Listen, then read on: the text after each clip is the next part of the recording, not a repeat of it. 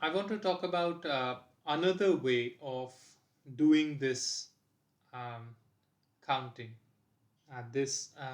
finding out whether this pulse is of duration t. Okay, giving a pulse of duration t. I want to talk about another way of doing it.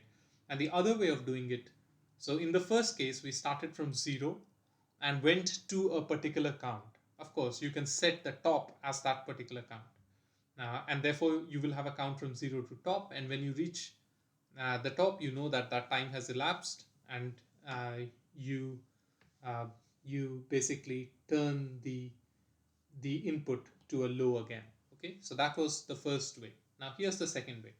So in the second way, instead of starting the count from 0, I start the count from some place called count, let's say. Okay, I start from here and I let the timer keep counting up till where I want the counter to count till max, and I want to actually wait for the overflow.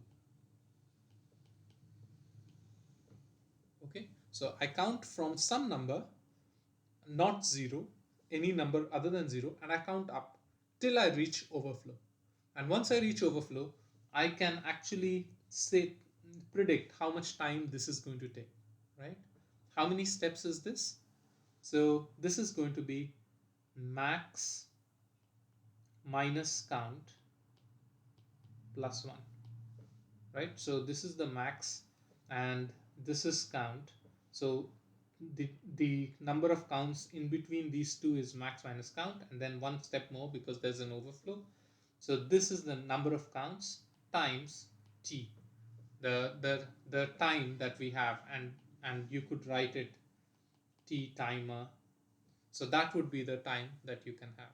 So there are these two ways to count in timer 1. You can start from 0, go to the top, and you can set that top, or you can set the count from where the timer is starting and count till overflow. And we'll see that in different applications we can use these two ways of counting. And what we'll do is in the next video we are going to look at how we can use the first method where you count from 0 and go till the top. And subsequently, after we learn about one other module called the interrupt module, we will look at why this counting from the count till the overflow is a much better idea in that case.